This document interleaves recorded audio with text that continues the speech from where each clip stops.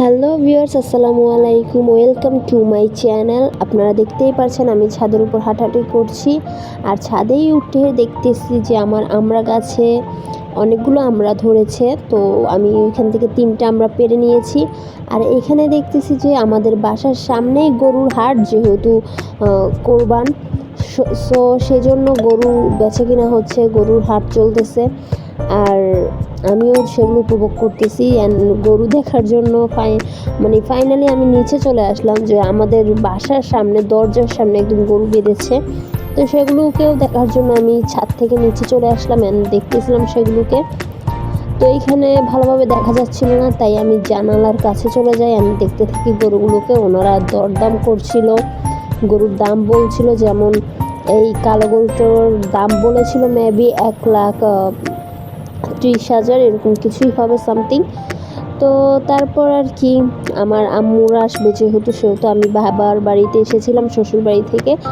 আর সকালে ঘুম থেকে উঠেই আমি হাঁটাহাঁটি করতেছি রাস্তায়, আম্মুদের জন্য ওয়েট করতেছি।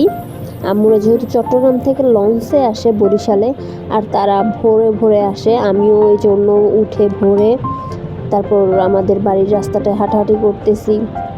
দেখতেই পাচ্ছেন যে কেউ নেই আশেপাশে। আমি আমার নানুকে নিয়ে হাঁটতে বের হয়েছিলাম।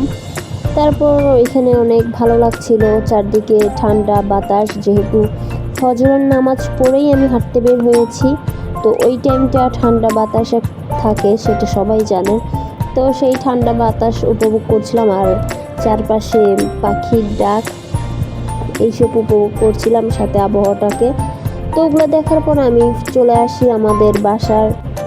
অ্যান্ড তারপরে আমার আম্মুরা চলে আসে, আর আম্মুকে নিয়ে চলে আসি আমি আমার বাসার বাগানে। এখানে দেখতেই পাচ্ছেন অনেক ধরনের ফল গাছ, আর ছাদে তো দেখিয়েছিলাম আমড়া গাছ। তারপর এখানে আরও অনেক ধরনের ফল গাছ আছে, সেগুলোকে আম্মুকে দেখাচ্ছিলাম যে কোন কোন ফলগুলো ধরেছে।